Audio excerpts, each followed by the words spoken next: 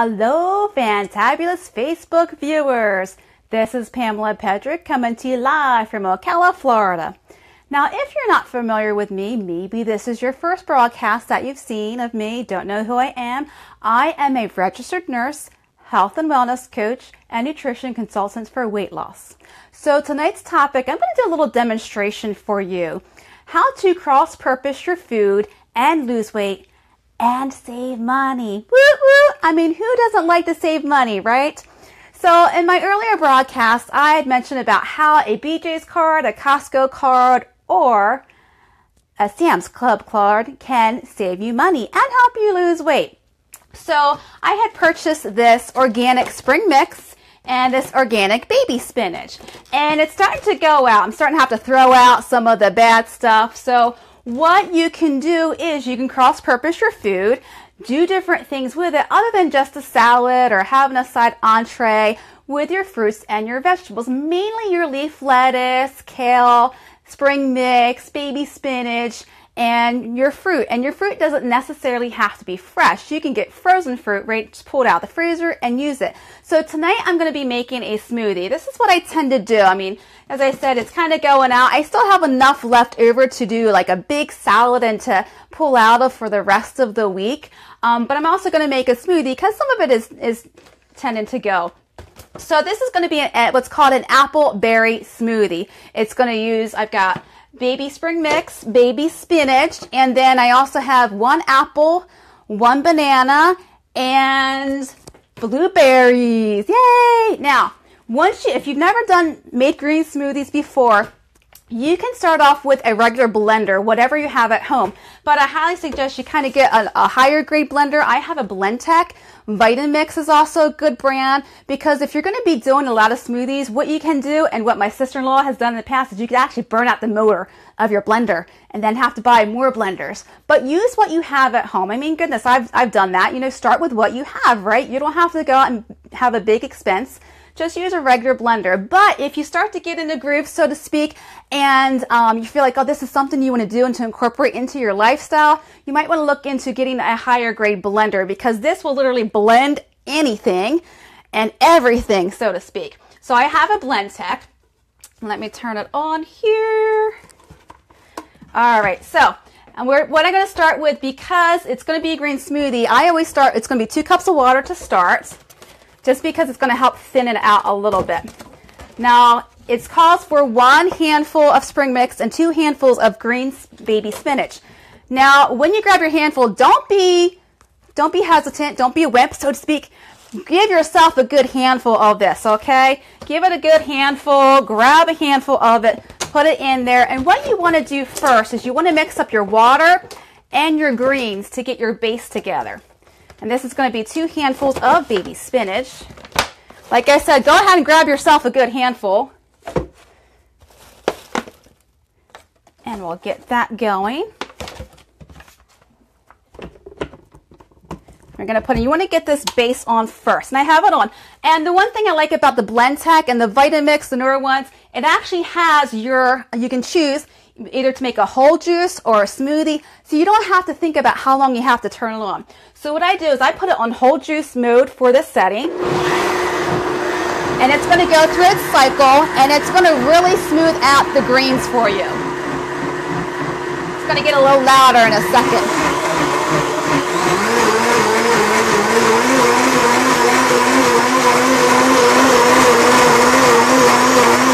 All right, I'm going to stop it there. It can go for more seconds, a little bit longer, but until you see it more chopped up and it's a lot smoother for you. Okay, so now you got your base, and now everything else is going to be able to fit in it.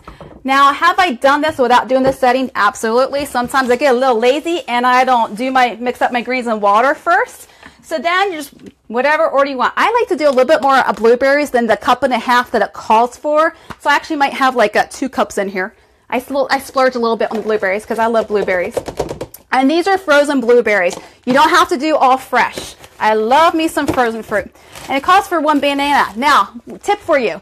If you buy bananas, especially live in hotter climates like we do in Florida, bananas tend to ripen really, really fast. what you can do is, when they're really ripe, is peel them. You got to peel them first. I've heard of people who haven't peeled the bananas before they throw them in the freezer, and they're really hard to peel once they're frozen.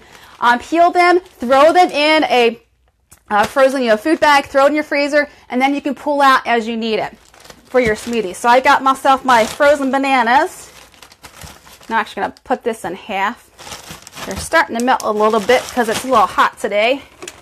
And then 1 apple, whatever apples you tend to like. I like the Pink Ladies because I like a little bit tartness with my apples. Fuji's are really good. Gala apples are good too if you want a sweeter consistency to it. And I just cored it and I just pulled out the core. Or like Pampered Chef, and you can get like a little core and just actually core it just out the middle. And with a Blendtec or a Vitamix, you can actually throw in the whole apple without having to quarter it. So I cored it for you because you'll most likely be doing that. And then the last ingredient is going to be 2 tablespoons of ground flaxseed.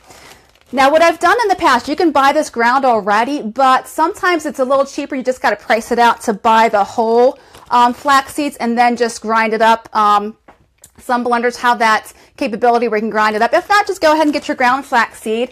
Now, if you get flaxseed with vitamin D, that's really good because a lot of people are actually vitamin D deficiency. The only really great source of vitamin D is actually when you're out in the sun and our skin absorbs it. And a lot of people are finding that they're vitamin D deficient, even those of us who live in sunnier climates like Florida. Because what do we tend to do? We tend to lather up on the sunscreen, right, to prevent that sunburn, but then we're not getting our vitamin D. So flaxseed, vitamin D is great. Vitamin D3, here's a little FYI for you. On the side note, vitamin D is really good for upper respiratory infections, for colds. So if you feel like you got a little something starting with a cold, go ahead and do like, I do 5,000 international units of vitamin D3 twice a day when I feel something coming on. Within 48 hours, it's gone. Also good for the flu, research is showing. All right, so because I have a smoothie button, I'm actually going to just hit the smoothie mode. This one gets really loud. And it's going to blend it up.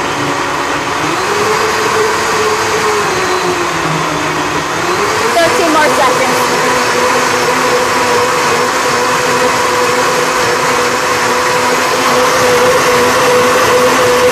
All right, it's got like 4 more seconds to go, but that's a pretty good consistency.